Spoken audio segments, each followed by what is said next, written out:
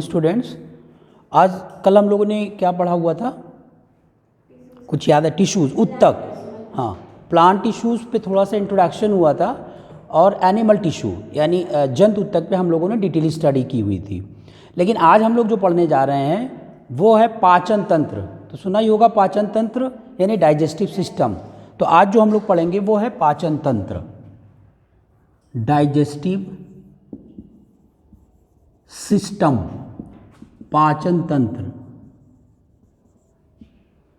जितने भी तंत्र होते हैं, मानव तंत्र, जितने भी मानव तंत्र होते हैं उन सारे तंत्रों का अध्ययन किस विज्ञान में करते हैं? किस में करते हैं? मानव तंत्रिका तंत्र, ह्यूमन फिजियोलॉजी। तो दो प्रकार की फिजियोलॉजी होती है, एक पादप फिजियोलॉजी, पादप तंत्र होता है, और दूसरा मानव तंत्र होता है। तो हम लोग पाचन तंत्र का अध्ययन मानव तंत्र में कर रहे हैं, ह्यूमन फिजियोलॉजी।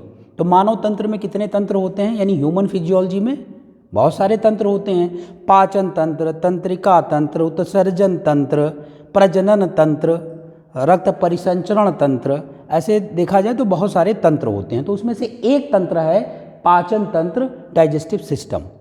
लेकिन सबसे पहले हम लोग परिभाषित करेंगे कि पाचन है क्या, व्हाट इज डाइजेशन। यानी हम लोग सबसे पहले पाचन क्रिया को देखेंगे, डाइजेशन को। तो किसी को कोई आइडिया है कि अगर आपको पाचन परिभाषित करना हो तो कैसे करेंगे? What is digestion, what is पाचन? कोई आइडिया? अविलय भोज्य पदार्थों को विलय भोज्य पदार्थों में बदलने की क्रिया को पाचन कहते हैं। The conversion of insoluble substances into soluble substances is called digestion. Simple सा डिफिनीशन है, अविलय भोज्य पदार्थों को विलय भोज्य पदार्थों में बदलने की क्रिया को पाचन कहते हैं। क्लियर? अच्छा, ये तो रटने वाली चीज़ हो गई कि हमने रट लिया, अविलय भोज्य पदार्थों को विलय भोज्य पदार्थों में बदलने की क्रिया को पाचन कहते हैं। लेकिन ये अविलय पदार्थ है क्या?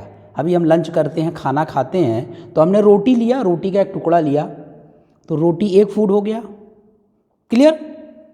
रोटी में हमने सब्जी लगाया, थोड़ी सी दाल लगाई, थोड़ी सी चटनी लगाई। क्लियर? अब ये पचा, अब ये विलय हुआ है कि नहीं? नहीं। अब हमने इसको मुंह में रखा, अब ये धीमे धीमे विलय हो रहा है। क्लियर हो गया? यानी जटिल भोज्य पदार्थों को, तो ये जो रोटी का टुकड़ा लिया ये जटिल भोज्य पदार्थ है, क्योंकि इसमें सब्जी भी है, दाल भी है, चटनी भी है। जटिल भोज्य पदार्थों को सरल भोज्य पदार्थों में, अब जब मुंह में जाएगा तो वो क्रैश होगा और उसका पाचन स्टार्ट हो जाएगा, तो अलग अलग टुकड़ों में बंटने लगेगा। तो जटिल भोज्य पदार्थों को सरल भोज्य पदार्थों में बदलने की क्रिया को पाचन कहते हैं। तो कई प्रकार से परिभाषित हम कर सकते हैं पाचन। पाचन क्लियर हो गया कि पाचन क्या होता है? अच्छा, चाहे जो भी हो, चाहे वो ह्यूमन हो, एनिमल हो, या कोई माइक्रोब्स हो, सूक्ष्म जीव हो, जब उनके अंदर पाचन की क्रिया चलती है तो मुख्य रूप से 5 अवस्थाएं आती हैं, 5 स्टेप्स आते हैं। तो 5 स्टेप्स के बारे में पता है कि वो 5 अवस्थाएं पाचन क्रिया में क्या होती हैं? सबसे पहले क्या होगा? सबसे पहले हम भोजन को खाएंगे, फिर उसका पाचन होगा, पाचन होने के बाद में उसका अवशोषण होगा, फिर स्वांगीकरण होगा, उसके बाद में उत्सर्जन हो जाएगा। तो कोई भी, चाहे एनिमल हो, ह्यूमन बीइंग्स हो, सभी में पाचन की 5 स्टेप्स होती हैं। यानी यहाँ पे अगर हम लिखें 5 स्टेप्स फॉर डाइजेशन, पाचन के लिए 5 अवस्थाएं बहुत महत्वपूर्ण होती हैं, ये सभी में अप्लाई होती हैं। सबसे पहले तो हम भोजन खाएंगे, इंजेशन होगा। इंजेशन का मतलब भोजन को खाना। इंजेशन, जब हम भोजन को खाएंगे तो उसका पाचन होगा। डाइजेशन, डाइजेशन के बाद में उसका अवशोषण होगा। रीएब्जॉर्प्शन, रीएब्जॉर्प्शन होगा। उसके बाद में स्वांगीकरण होगा, एसिमिलेशन होगा। उसके बाद में अपच भोज्य पदार्थ शरीर से बाहर निकाल दिए जाएंगे, उसे हम कहेंगे ईजेशन। तो भोजन के पाचन की क्रिया में मुख्य रूप से 5 अवस्थाएं बहुत ही महत्वपूर्ण होती हैं। एक है भोजन को ग्रहण करना, दूसरा है डाइजेशन, उसका पाचन, तीसरा है रीएब्जॉर्प्शन, अवशोषण या पुनः अवशोषण, एसिमिलेशन, स्वांगीकरण और ईजेशन। यानी उत्सर्जन, यानी अपच भोज्य पदार्थों को शरीर से बाहर निकालने की क्रिया को हम उत्सर्जन कहते हैं। लेकिन उत्सर्जन में थोड़ा सा ट्रिकी है, क्योंकि जो उत्सर्जन होता है वो वेस्ट प्रोडक्ट का होता है, शरीर के समस्त वेस्ट प्रोडक्ट का। हमारा स्वेट भी वेस्ट प्रोडक्ट है, पसीने भी वेस्ट प्रोडक्ट हैं। तो अगर आपसे कोई पूछे कि व्हाट इज उत्सर्जन, तो क्या आप कैसे परिभाषित करेंगी? क्योंकि अभी हम लोग उत्सर्जन तंत्र भी हमको पढ़ना है, तो कैसे इसको परिभाषित करेंगी? What is excretion? निकालने की क्रिया को उत्सर्जन कहते हैं। Removal of excretory product from the body is called the excretion. तो बहुत ही सिंपल सा डिफिनीशन है कि वेस्ट प्रोडक्ट को शरीर से बाहर निकालने की क्रिया को उत्सर्जन कहते हैं। तो अभी हम इस पर थोड़ी देर बाद डिस्कशन करेंगे। ये जो पांचों अवस्थाएं हैं, पांचों अवस्थाओं का अलग अलग कार्य है। इसमें से ऐसे क्वेश्चन पूछेगा कि पाचन की क्रिया के अवशोषण में क्या होता है, स्वांगीकरण में क्या होता है, पाचन की क्रिया में क्या होता है। यहाँ से 1 मार्क्स के क्वेश्चंस अराइज होने लगेंगे। लेकिन उससे पहले, सबसे पहले हम जब पाचन तंत्र का अध्ययन करते हैं तो इसमें हम आहार नाल का अध्ययन करते हैं। आहार नाल, कोई बता सकता है कि हमारे शरीर में आहार नाल की लंबाई कितनी होती है? कंप्लीट आहार नाल की लंबाई लगभग 33 मीटर होती है, 33 मीटर के अप्रॉक्स होती है। और उसी में छोटी आंत, बड़ी आंत, सब कुछ का अलग अलग साइज होता है। हमारे शरीर में जो आहार नाल, एलिमेंट्री कैनाल होती है, वो मुख गुहा से गूदा द्वार तक फैला होता है, यानी बक्कल कैविटी माउथ से लेकर के एनस तक फैला होता है। तो पाचन तंत्र में सबसे पहले हम पढ़ते हैं आहार नाल, जिसको हम कहते हैं एलिमेंट्री कैनाल। आहार नाल, एलिमेंट्री कैनाल। ये जो एलिमेंट्री कैनाल होता है ये स्कैटर्ड मतलब फैला हुआ होता है माउथ से एनस तक, मुख गुहा से गूदा द्वार तक। हमारा आहार नाल शरीर में फैला हुआ होता है जो लगभग 33 मीटर लंबा होता है। आहार नाल के बहुत सारे भाग होते हैं, parts of the alimentary canal. आहार नाल के बहुत सारे भाग होते हैं। कोई भाग आपको पता है?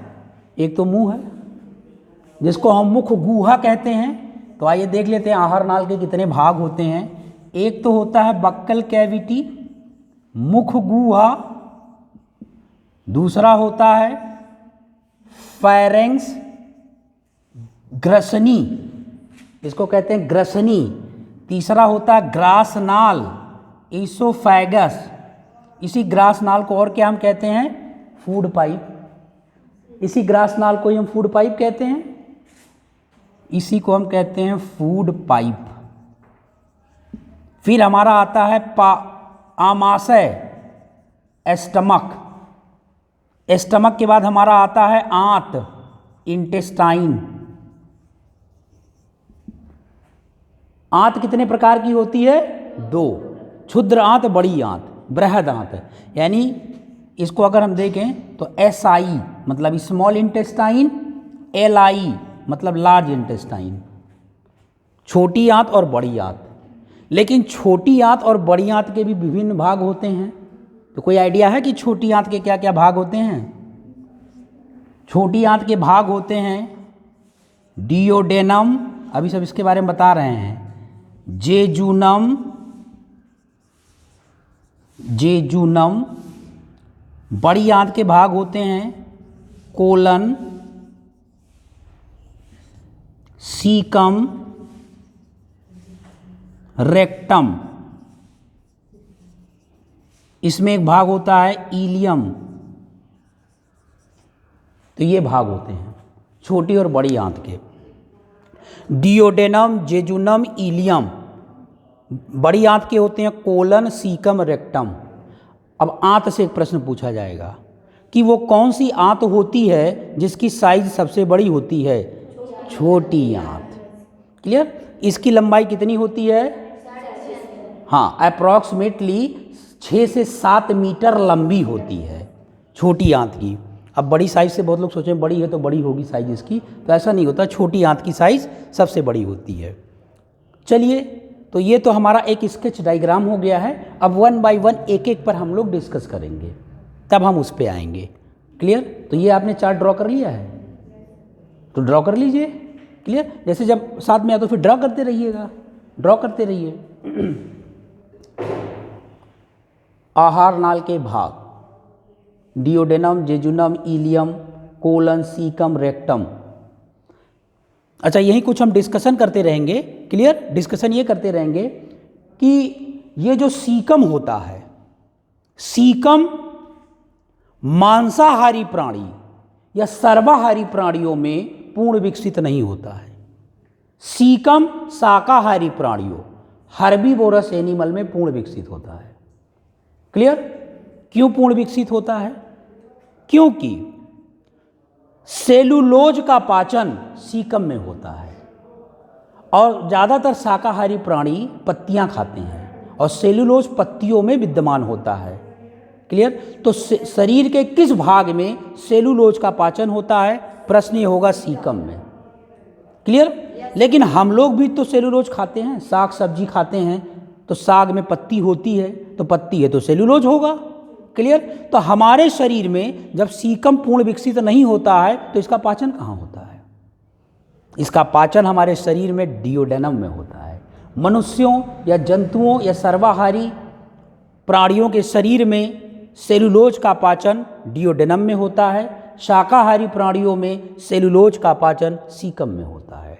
हम लोगों में सीकम वेल डेवलप नहीं होता है, लेकिन उसमें शाकाहारी प्राणियों में सीकम पूर्ण विकसित होता है। तो सीकम का कॉन्सेप्ट क्लियर हो गया? अच्छा, सेलुलोज क्या है, कोई बताएगा? सेलुलोज एक प्रकार का कार्बोहाइड्रेट है। क्लियर। कार्बोहाइड्रेट क्या है? जिसमें कार्बन, हाइड्रोजन और ऑक्सीजन हो, CHO ग्रुप हो, उसे हम कार्बोहाइड्रेट कहते हैं। क्लियर।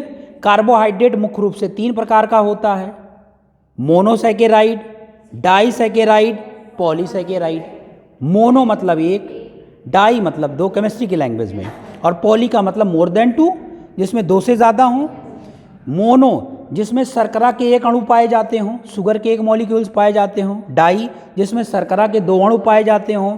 पॉली जिसमें शर्करा के 2 से अधिक अणु पाए जाते हों। तो अब सेलुलोज पे प्रश्न ये है कि सेलुलोज कौन सा कार्बोहाइड्रेट है? भाई कार्बोहाइड्रेट तो 3 प्रकार के होते हैं, इन तीनों में से कौन सा कार्बोहाइड्रेट है? पॉलीसैकेराइड। तो सेलुलोज एक पॉलीसैकेराइड कार्बोहाइड्रेट है, क्योंकि इसमें 2 से ज़्यादा शर्करा के अणु पाए जाते हैं। तो सबसे पहले हम लोग स्टडी करने जा रहे हैं बक्कल कैविटी की, मुख गुहा की, अपने माउथ की स्टडी करने जा रहे हैं। इसको इरेज कर दें?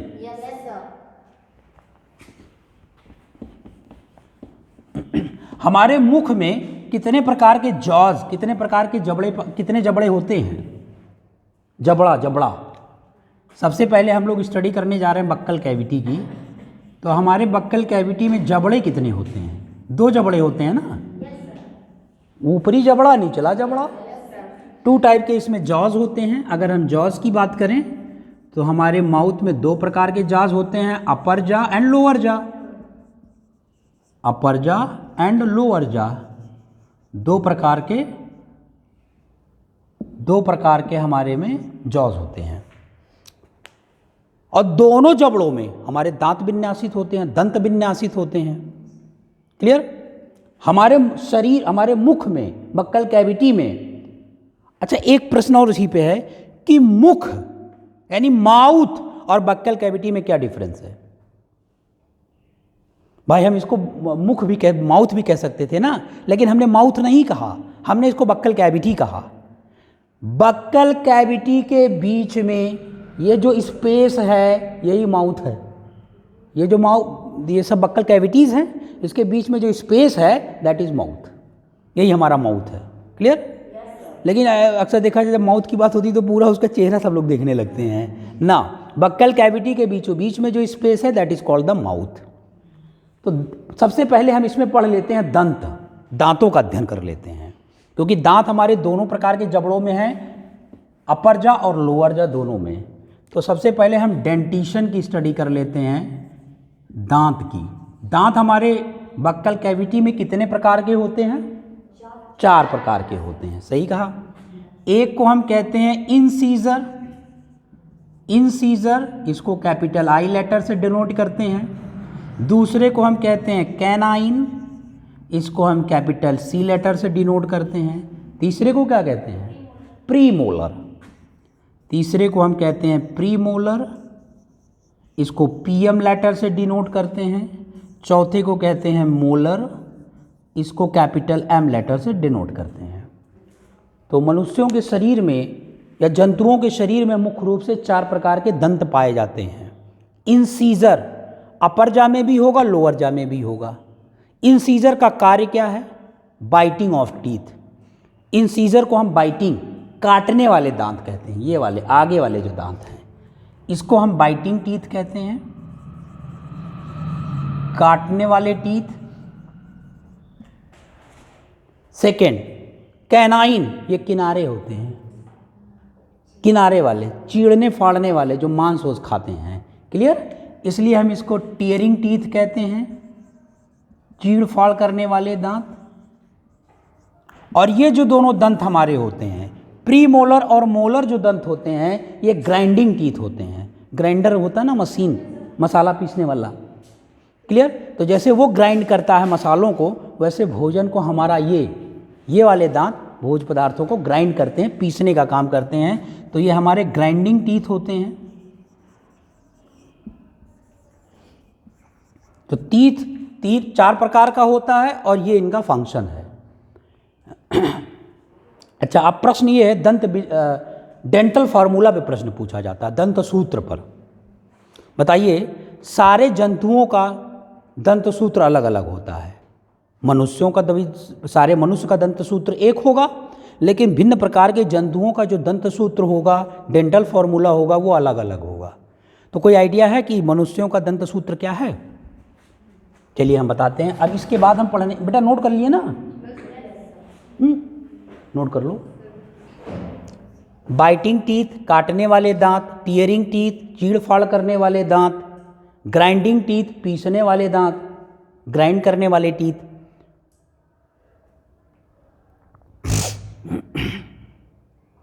लेकिन दंत सूत्र से यह प्रश्न पूछा जाता है कभी कभी कि ढेर सारा दंत सूत्र दे देगा और कहेगा कि इसमें कंगारू का दंत सूत्र क्या है, हाथी का दंत सूत्र क्या है, और मनुष्य का तो एक ही दंत सूत्र होगा, तो उसमें कोई कन्फ्यूज़न ही नहीं होगा। एक हम रट लिए तो कर लिए। लेकिन अलग अलग जंतुओं का जब दंत सूत्र होगा तो हमको उसको केयर करना होगा, क्योंकि सभी। अच्छा, मच्छर में कितने दंत होते हैं? मच्छर,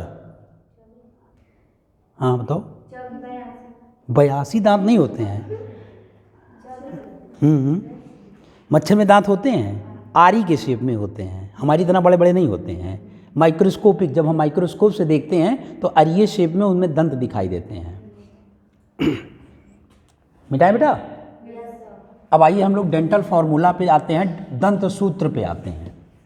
दंत सूत्र से भी प्रश्न पूछे जाते हैं। डेंटल फार्मूला, डेंटल फार्मूला, दंत सूत्र। चलो ह्यूमन का लेते हैं, मानव का। मानव इस पृथ्वी का सबसे जहरीला प्राणी होता है। ये आप लोग मानते हैं कि नहीं? सांप के काटने से दवा हो जाएगी, बच जाएंगे, मनुष्य काट लेगा नहीं बचेगा आदमी। इस पृथ्वी का सबसे जहरीला प्राणी मनुष्य है। क्लियर जी? तो मानव का जो दंत सूत्र होता है वो है 21-23/21-23। ये दंत सूत्र है। 21-23/21-23। सबका अलग, मनुष्यों का तो सेम होगा क्योंकि मनुष्य एक ही प्रजाति है, लेकिन जंतुओं में विभिन्न प्रजातियां हैं तो उनके विभिन्न दंत सूत्र होंगे। इन दंत सूत्रों में दांत 4 प्रकार के होते हैं। अब ये अपॉन हमने क्यों लिखा है? क्योंकि दोनों जबड़े में है। इतने दंत ऊपरी जबड़े में है और इतने दंत निचली जबड़े में, इसलिए इसको बटे कर दिए हैं। अब इंसीजर आई 2/2, यानी 2 इंसीजर 2 ऊपरी जबड़े में भी है, 2 निचली जबड़े में भी है। तो इंसीजर हो गया 2/2। कैनाइन सी 1/1, 1/1। प्रीमोलर 2/2। मोलर 3/3। अच्छा, थोड़ा सा इसमें कन्फ्यूज़न हो जाता है। अगर वो पूछ ले, ये तो दंत सूत्र हो गए, कितने जबड़े हैं हमारे मुख में? 2, इसलिए हम इसको 2 से मल्टीप्लाई कर देंगे क्योंकि 2 जबड़े हैं। क्लियर।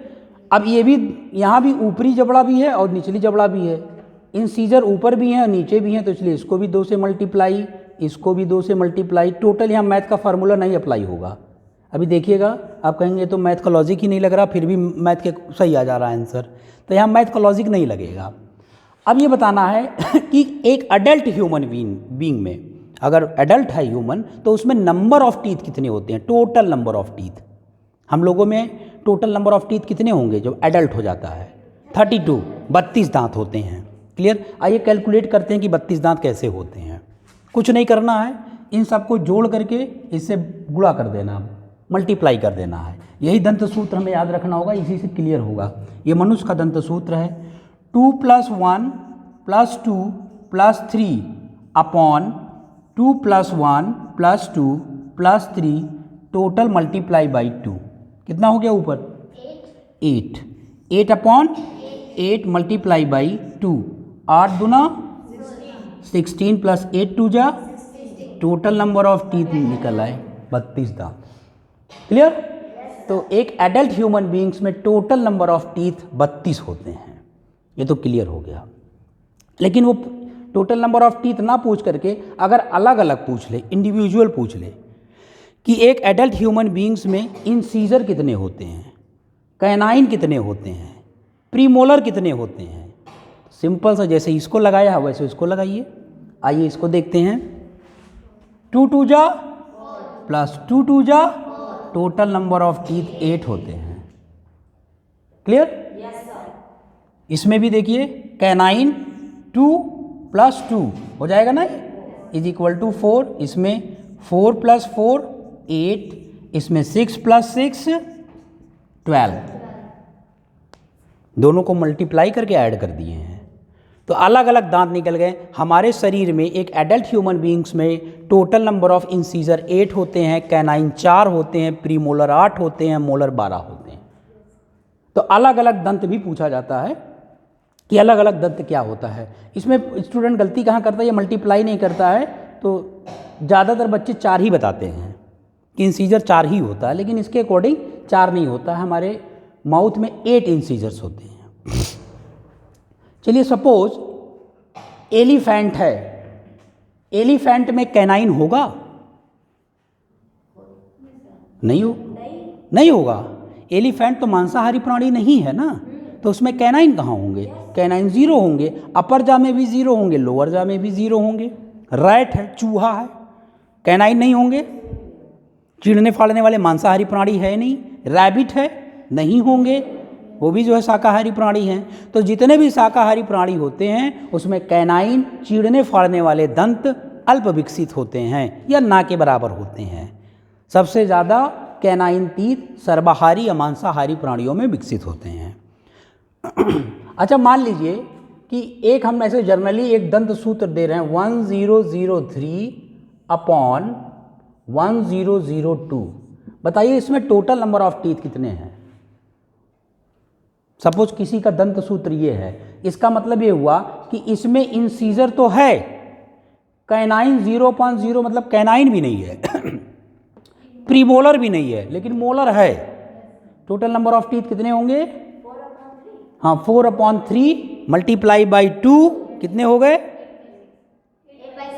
8/6, यानी 3, ये हो गया 4/3 मल्टीप्लाई बाई 2, 8 + 6 = टोटल 8 6 14। क्लियर। 14 दांत हो गए। तो अब बताओ हमको हाथी में कितने दांत होते हैं? 2 ही दांत तो होते हैं, बड़ा सा दिखाई देता है। सब लोग कह रहे हैं हाँ, कहते नहीं हाथी के दिखाने वाले दांत अलग होते हैं, खाने वाले दांत अलग होते हैं। वो 2 दांत बाहर हैं, कोई काम नहीं, 12 दांत अंदर हैं, टोटल 14 दांत हो गए। क्लियर। तो वो 2 दांत जो हैं वो दिखाने के लिए होते हैं, खाने के लिए 12 दांत 13 दांत उसके अंदर हैं। क्लियर। ओके, तो डेंटल फार्मूला क्लियर हो गया? Yes sir. अब तो कोई भी अगर दंत सूत्र हमें लर्न है तो इजी वे में हम उसका कैलकुलेशन कर सकते हैं, इंसीजर कैनाइन क्या क्या, लेकिन दंत सूत्र हमें लर्न होना चाहिए। ये चीज़ सारे जंतुओं का अलग अलग दंत सूत्र है। चलिए दंत सूत्र पे हमने देख लिया और दंत सूत्र पे अच्छा खासा अध्ययन कर लिया। अभी बक्कल कैविटी हमारी ख़त्म नहीं हुई है। प्रश्न ये है कि हमारे शरीर में पाचन कहाँ से प्रारंभ होता है? मुख से। मुंह में किस भोज्य पदार्थ का पाचन होता है? हाँ, मतलब कार्बोहाइड्रेट का। ग्लूकोज एक कार्बोहाइड्रेट है। तो पाचन मुख से प्रारंभ होता है और पाचन की क्रिया समाप्त कहाँ होती है? छोटी आंत में, स्मॉल इंटेस्टाइन में। क्लियर? कार्बोहाइड्रेट का पाचन यहीं से शुरू हो जाता है। अभी जब हम आलू की सब्जी खाएंगे तो पाचन यहीं शुरू हो जाएगा। आलू में कार्बोहाइड्रेट है। आलू में कौन सा कार्बोहाइड्रेट है? स्टार्च, मंड। चावल में कौन सा कार्बोहाइड्रेट है? स्टार्च, मंड। तो इसका पाचन यहीं से प्रारंभ हो जाता है। कार्बोहाइड्रेट को पचाने के लिए मुख से कौन सा एंजाइम निकलता है? Ptyalin enzyme. और टाइलिन एंजाइम का एक नाम और है सलाइवरी अमाइलेज एंजाइम। क्लियर? अच्छा, पाचन तंत्र हम पढ़ रहे हैं तो पाचन तंत्र में पाचन ग्रंथियां भी होती हैं, डाइजेस्टिव ग्लैंड्स भी होते हैं। क्लियर? जो विभिन्न प्रकार के एंजाइम, विभिन्न प्रकार के रस, जिसको जूस कहते हैं, सिक्रीट करती रहती हैं, जो पाचन में महत्वपूर्ण भूमिका निभाती हैं। जैसे लीवर एक डाइजेस्टिव, एक पाचन ग्रंथि है। अग्नाशय, पैंक्रियाज, ये एक पाचन ग्रंथि है। ये विभिन्न प्रकार के रसों का उत्सर्जन करती हैं, जो पाचन क्रिया में बहुत महत्वपूर्ण भूमिका निभाती हैं। हमारे शरीर में सबसे बड़ी ग्रंथि क्या होती है? यकृत। क्लियर? अंतःस्रावी ग्रंथियों में सबसे बड़ी ग्रंथि क्या है? नहीं, देखो थोड़ा सा क्वेश्चन में ट्विस्ट आ गया है। मनुष्यों के शरीर में सबसे बड़ी ग्रंथि यकृत होती है, लेकिन अंतःस्रावी, एंडोक्राइन ग्लैंड की हम बात कर रहे हैं। अंतःस्रावी ग्रंथियों में सबसे बड़ी ग्रंथि थायराइड ग्रंथि होती है। ये वाली ग्रंथि, अगर ये थायराइड स्वेल कर जाए तो घेंघा हो जाता है ना। अभी उसको अंतःस्रावी ग्रंथियों में हम पढ़ेंगे आगे चल करके। तो ये है, शरीर में सबसे बड़ी ग्रंथि लीवर है, यकृत है। अच्छा, एक बार हम और बताए थे, वो प्लीहा तो आप जानती हैं ना, कल तो आपने बताई थी। स्प्लीन को हम लोग ब्लड बैंक कहते हैं। आहार नाल का जो दूसरा पार्ट है वो क्या है? ग्रसनी। अभी बताया ना, ग्रसनी। अच्छा चलो, अभी हम बक्कल कैविटी की बात करते हैं। पोटैटो हम खाएंगे। पोटैटो, अभी आलू की सब्जी मटर उटर की बहुत चल रही है। मटर तो वह बहुत ज़्यादा है। पोटैटो खा लिया, आलू मटर मान लीजिए। तो इसमें मेन हमारा आलू पोटैटो से है। पोटैटो हमारा, पोटैटो में कौन सा कार्बोहाइड्रेट होता है? स्टार्च, मंड। मंड कौन सा कार्बोहाइड्रेट है? पॉलीसैकेराइड। ये सब पॉलीसैकेराइड कार्बोहाइड्रेट हैं। अब हम आलू खाए, फौरन हमारे माउथ से अमाइलेज एंजाइम निकला। अब अमाइलेज एंजाइम इस स्टार्च को हमने लिख दिया अमाइलेज। और एक चीज़ और जानिए, जिसके लास्ट में ASE आ जाता है वो सब एंजाइम को रिप्रेजेंट्स करते हैं। जहाँ भी ASE आएगा वो एंजाइम होंगे। Amylase, lipase, protease, chitinase, cellulase. Cellulose के पाचन में सेलुलेज एंजाइम आता है। तो जहाँ भी ASE आएगा वो सब एक एंजाइम होंगे। तो स्टार्च के पाचन के लिए अमाइलेज एंजाइम रिस्पॉन्सिबल होता है। अमाइलेज एंजाइम इस मंड को, स्टार्च को शर्करा में चेंज कर देगा, शुगर में। क्लियर? अब देखो माउथ में पाचन हो रहा है, शर्करा में चेंज कर दिया। फिर अमाइलेज एंजाइम आएगा और ये अमाइलेज एंजाइम इस शर्करा को ग्लूकोज में चेंज कर देगा। ग्लूकोज में चेंज कर देगा और आसानी से आलू का, स्टार्च का पाचन हो जाएगा। क्यों? क्योंकि मंड पॉलीसैकेराइड है। इसमें शर्करा के बहुत सारे मॉलिक्यूल कॉम्प्लेक्सली जो है वो इंटरकनेक्टेड है, जुड़े हुए हैं, बहुत सारे बॉन्ड्स बने हुए हैं। पाचन तभी होगा जब उन बॉन्ड को तोड़ा जाए। तो ये क्या करेगा? अमाइलेज एंजाइम इस पॉलीसैकेराइड को, शुगर एक डाइसैकेराइड है, इसको डाइसैकेराइड में तोड़ देगा। अब इसमें शर्करा के 2 ही मॉलिक्यूल हैं, 2 ही अणु हैं। फिर अमाइलेज एंजाइम इस शर्करा को ग्लूकोज में तोड़ देगा और ग्लूकोज हमारा मोनोसैकेराइड है। इसमें शर्करा के 1 ही अणु होंगे। अब जिसमें 1 ही अणु होंगे तो उसका आसानी से पाचन हो जाएगा, कोई बॉन्ड ही नहीं होगी, कोई उसके कंपेयर में और अणु है ही नहीं, तो इसी वे में डाइजेशन हमारा हो जाएगा। तो इस प्रकार से मुख से कार्बोहाइड्रेट का पाचन होता है, वो अपने अपने कंपोनेंट्स में ब्रेकडाउन होता उनका चला जाता है, लेकिन ये सारा ब्रेकडाउन अमाइलेज एंजाइम करता है। क्लियर हो गया?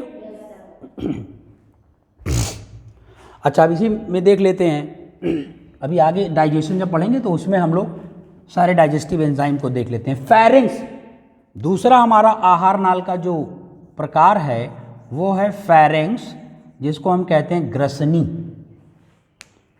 बेलो द बक्कल कैविटी, मुख गुहा के नीचे एक स्मॉल ट्यूब लाइक स्ट्रक्चर होती है, एक छोटी ट्यूब लाइक स्ट्रक्चर होती है जिसको हम ग्रसनी कहते हैं। इस ग्रसनी में कॉन्ट्रैक्शंस होता है, ये ग्रसनी सिकुड़ता और फैलता रहता है, और ग्रसनी शरीर के अंदर हवा भी आने देता है सिकुड़ने फैलने की वजह से। तो ग्रसनी जब सिकुड़ता और फैलता, जब हम मुंह से खाना खाएं और जब उसको एंगल्फ निगलते हैं तो ग्रसनी का माउथ ओपन हो जाता है, और वो फूड ग्रसनी से होते हुए ईसोफेगस फूड पाइप में चला जाता है, ग्रास नाल में चला जाता है। और ग्रास नाल कहाँ जाके ओपन होता है, खुलता है? आमाशय में, स्टमक में। तो ग्रास नाल ईसोफेगस की ओपनिंग हमारे आमाशय में होती है। अब ग्रास नाल ने भोजन को पास कराया, भोजन पास होते हुए ग्रसनी भोजन को पास कराया, ग्रसनी से होते हुए भोजन ग्रास नाल में आया, ग्रास नाल से हमारे आमाशय में चला गया। जब भोजन हमारे आमाशय में चला जाएगा तो दूसरी स्टेप स्टार्ट कौन सी आ जाएगी? नेक्स्ट आहार नाल का भाग क्या है? स्टमक। ईसोफेगस से होते हुए स्टमक में आ जाएगा, और स्टमक में फूड भोज्य पदार्थ कितने समय तक रहते हैं? 4 से 5 घंटे तक। हमारे आमाशय में भोजन 4 से 5 घंटे तक रहते हैं, 4 से 5 घंटे में उनका पाचन होता है, और उसमें विभिन्न प्रकार के एंजाइम सिक्रीट होते हैं, क्लियर, जो भोज्य पदार्थों को पाचन करने में सहयोग करते हैं। जैसे हमारे आमाशय में HCl भी होता है जो भोज्य पदार्थों को पचाने में सहयोग करता है। विभिन्न प्रकार के डाइजेस्टिव ग्लैंड्स होते हैं, पाचन ग्रंथियाँ होती हैं जो विभिन्न प्रकार के रसों का सिक्रीशन करती हैं और पाचन में सहयोग करती हैं। जैसे लीवर, लीवर भी, अब भोज्य पदार्थ आमाशय में चला गया तो लीवर भी एक्टिव हो जाएगा, यकृत भी एक्टिव हो जाएगा, और जब लीवर एक्टिव होगा तो लीवर से कौन सा एंजाइम निकलता है, कौन से रसेज निकलते हैं जो पाचन में सहयोग करते हैं? बाइल जूस, सही कह रही हैं, लीवर से निकलता है बाइल जूस। बाइल जूस जो भोज्य पदार्थों को पचाने में सहयोग करता है। क्लियर? लीवर में किस विटामिन का संचयन होता है? लीवर में कौन से विटामिन स्टोर होते हैं, यह प्रश्न पूछा जाता है।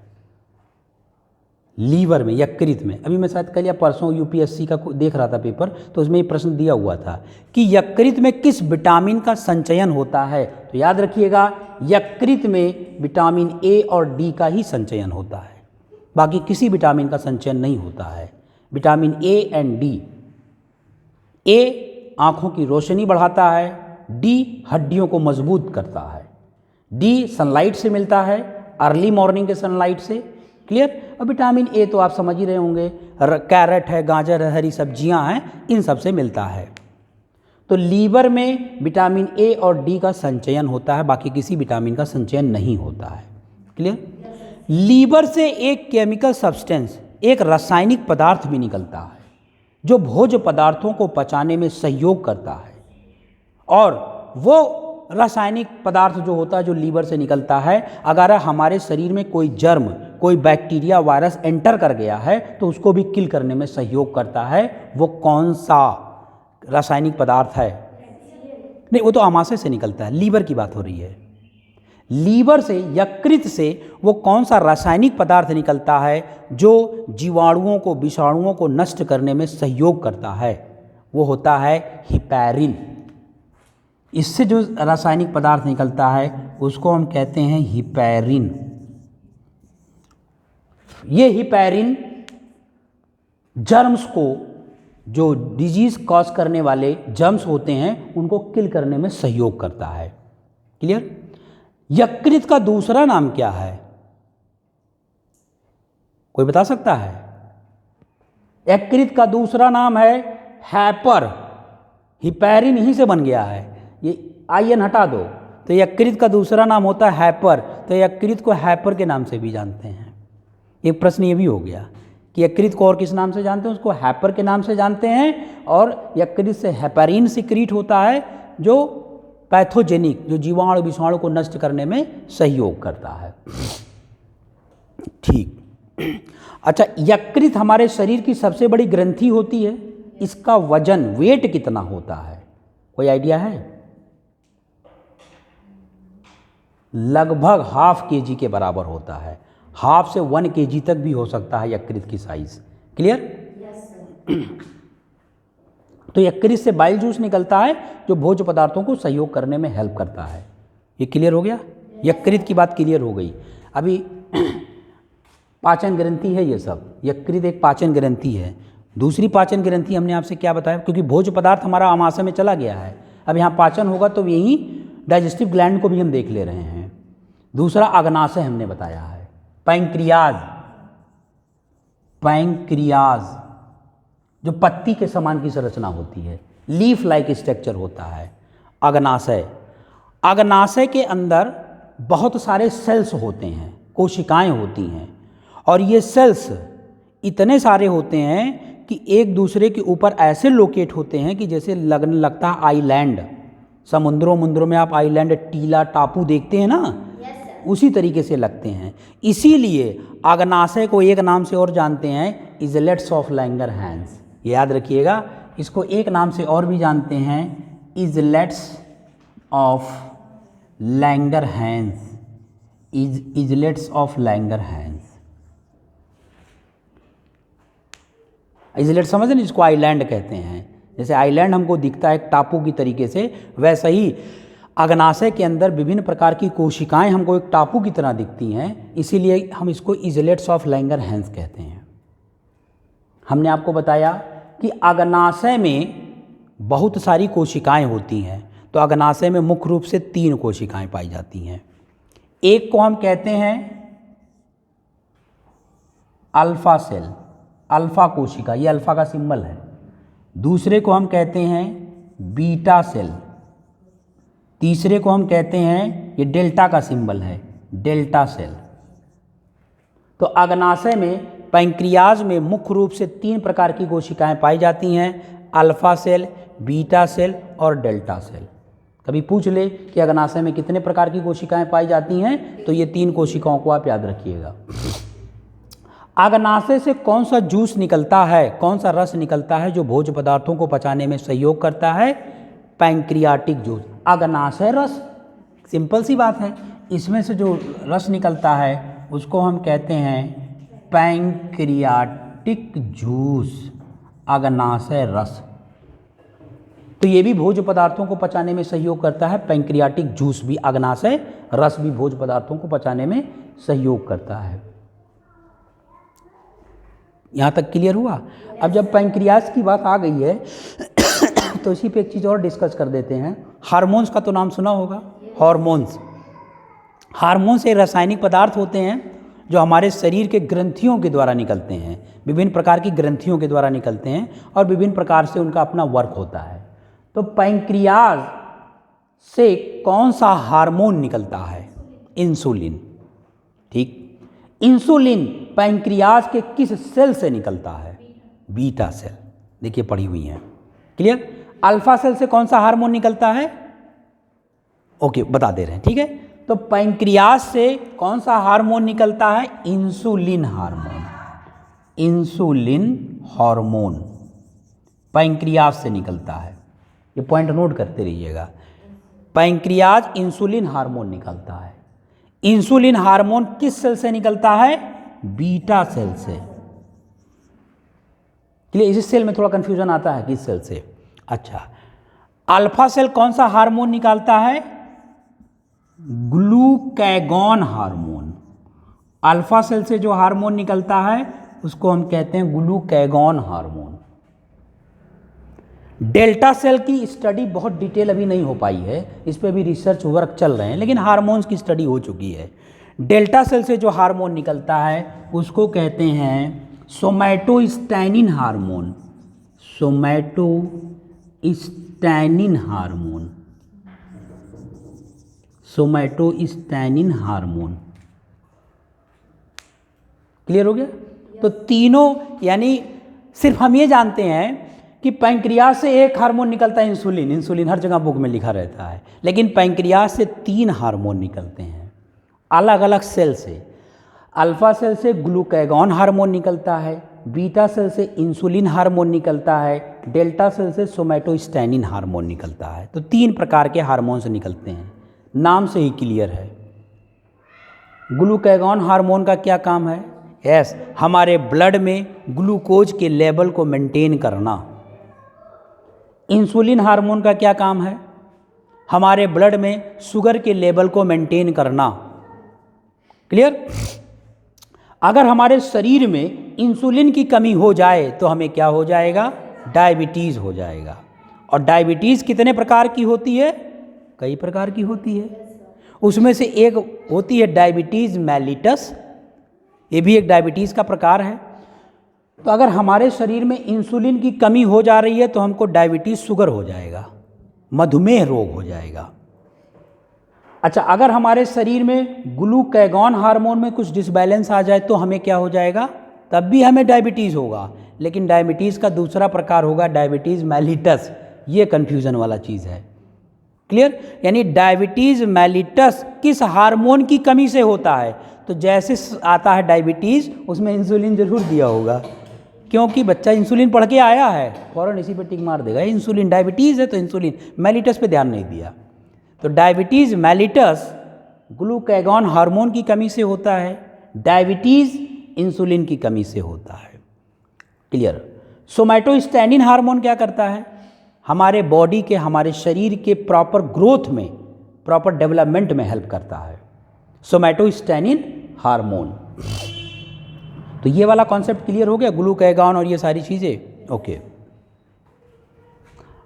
अब स्टमक आ गया। स्टमक में था तो यहीं पे हमने थोड़ी सी डाइजेस्टिव ग्लैंड भी पढ़ लिया, पाचन तंत्र भी पढ़ लिया, थोड़ा सा हार्मोन पे भी हम लोगों ने डिस्कस कर लिया। अब आमाशय में, आमाशय से कौन कौन से एंजाइम्स निकलते हैं? HCl। पैंक्रियाटिक जूस भी डाइजेस्टिव ग्लैंड सिक्रीट करते रहते हैं। अच्छा, अगर हम सेलुलोज खा रहे हैं, पत्ती उत्ती खा रहे हैं, तो पत्ती को पचाने के लिए कौन सा एंजाइम आएगा? हमने कहा जिसके लास्ट में ASE लग जाएगा, सेल्यूलेज। तो सेलुलोज को पचाने के लिए सेल्यूलेज एंजाइम रिस्पॉन्सिबल होता है। बहुत लोग मांसाहारी प्राणी होते हैं, फैट वेट खाते हैं, लिपिड खाते हैं, तो उसको लिपिड कहते हैं, वसा। लिपिड का आसानी से पाचन नहीं होता है। जो लोग मांस मछली खाते हैं उनका आसानी से पाचन नहीं होता है। क्यों? क्योंकि लिपिड को पचाने के लिए कौन सा एंजाइम आता है? Lipase enzyme. लेकिन ये तो तुरंत पचा देगा, सेलुलोज को सेलुलेज एंजाइम आया तुरंत पचा देगा। लेकिन लिपिड के केस में क्या होगा? लाइपेज जब एंजाइम आएगा तो इस लिपिड को 2 घटकों में तोड़ेगा, 2 कंपोनेंट में ब्रेक डाउन करेगा। एक को कहेंगे वसीय अम्ल में तोड़ेगा, फैटी एसिड में तोड़ेगा, और दूसरा तोड़ेगा ग्लिसरॉल में, ग्लिसरॉल। तो ये प्रश्न पूछा जाएगा कि वसा का जब पाचन होता है तो लाइपेज एंजाइम इस वसा को कितने घटकों में तोड़ता है? क्या क्या नाम है उनका? तो लिपिड को लाइपेज एंजाइम 2 घटकों में तोड़ेगा, फैटी एसिड और ग्लिसरॉल में, अब इसका पाचन होगा। इसलिए जो मांस वांस खाते हैं तो उनको लगता है पेट उनका भरा हुआ है, अभी जो है खाने की इच्छा नहीं है, काफ़ी टाइम तक, वो 24 आवर्स तक भी उनको रोके रहता है। उसका रीज़न ये है कि इसका पाचन होता ही नहीं आसानी से। जब तक ये इसमें ब्रेक डाउन नहीं होगा पाचन होगा ही नहीं, तो इसलिए लगता है कि पेट भरा भरा है, एक बार मांस खा लिया तो 2 दिन नहीं खाना है, लाइक दिस। इसीलिए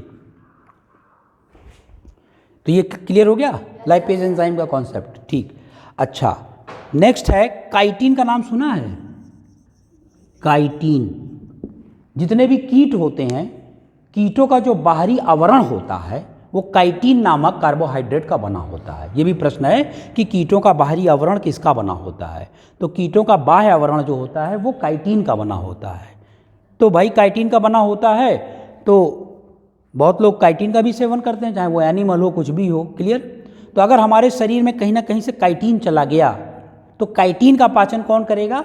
ASE जोड़ दो, काइटिनेज एंजाइम, इसका पाचन करेगा काइटिनेज एंजाइम।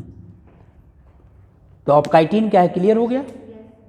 कीटों का बाहरी आवरण काइटिन का बना होता है। अच्छा, एक प्रश्न इस पे और है कि सभी में श्वसन अंग होते हैं? हम लोगों में लंग्स है, सभी में विभिन्न प्रकार के श्वसन अंग होते हैं, स्किन है, त्वचा है, ऐसे करके है। कीटों में श्वसन अंग क्या होता है?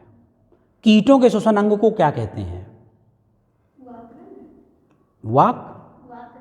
हाँ हाँ, सही कह रही हैं आप, इन्होंने सही कहा। इनका कहने का मतलब ये है कि कीटों के शरीर पे छोटे छोटे छेद पाए जाते हैं। क्लियर? उसी छेद से वो अपना श्वसन करता है और उस छेद को हम कहते हैं स्पायरेकल्स, जिसने इन्होंने हिंदी में बताया स्पायरेकल्स। तो कीटों में श्वसन अंग यही है, स्पायरेकल्स। पूछ लिया जाता है, बहुत लोग त्वचा लिख देते, उसमें त्वचा भी दिया रहेगा, तो सब लोग कहेंगे कीड़ा तो मैंने देखा, कोई श्वसन अंग तो दिखा नहीं, त्वचा से करता होगा। तो छोटे छोटे छिद्र होते हैं जिसको स्पायरेकल्स कहते हैं। इसी स्पायरेकल्स के थ्रू इनके शरीर में ऑक्सीजन एंटर करती है और ये रेस्पायरेशन करते हैं। यहाँ तक क्लियर हो गया? नेक्स्ट,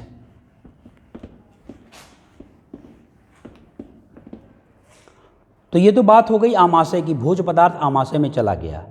अब आमाशय से जाने के भोज्य पदार्थ जाने के बाद जो अपच भोज्य पदार्थ होंगे, जो पूर्ण रूप से पाचन जिनका नहीं हुआ होगा, वो हमारे आंतों में ट्रांसफ़र कर दिए जाएंगे, इंटेस्टाइन में ट्रांसफ़र कर दिए जाएंगे। तो आंतों की भित्ति पर, आंतों की जो इंटेस्टाइनल वॉल होती है उसमें छोटे छोटे हेयर लाइक स्ट्रक्चर पाए जाते हैं, सीलिया लाइक स्ट्रक्चर पाए जाते हैं। आंत है, मान लीजिए ये हमारी एक आंत है, ऐसे करके एक आंत है, तो ये आंतों की दोनों भित्तियां हैं, इसी भित्तियों पे ऐसे छोटे छोटे हेयर लाइक स्ट्रक्चर्स होंगे, ऐसे ऐसे करके दोनों तरफ ऐसे ऐसे। इसको हम कहते हैं सूक्ष्म रंसाकुर, शायद आपने सुना होगा। इसको कहते हैं माइक्रोविली, माइक्रोविली हिंदी में कहते हैं सूक्ष्म रंसाकुर। क्लियर? माइक्रोविली। पाचन की क्रिया में ये प्रश्न पूछा जाता है माइक्रोविली कहाँ प्रेजेंट होता है, तो क्लियर हो गया, आंतों की भित्ति, आंतों की बाह्य भित्ति पर। माइक्रोविली सूक्ष्म रंसाकुर का कार्य क्या है? सुनिए, जब भोज्य पदार्थ जो भी आमाशय में था उसका पूर्ण पाचन के लिए वो जब आंतों में भेजा, तो भोज्य के कण होते हैं, भोज्य पदार्थों के कण होते हैं, और आहार नाल ऐसे पतली सी होती है एकदम। क्लियर?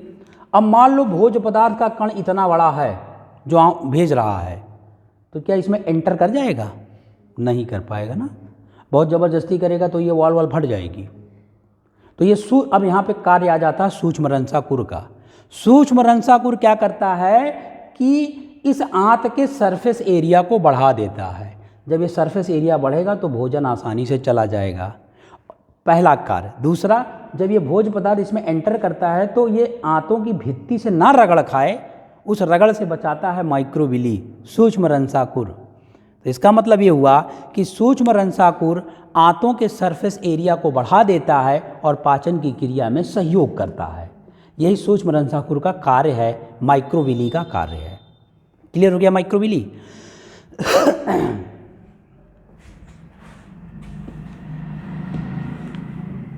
तो आई थिंक आज इतना ही रहने देते हैं। क्लियर? ओके, तो rest part we will start tomorrow, यहीं से हम लोग कल स्टार्ट कर देंगे। Okay okay, thank you.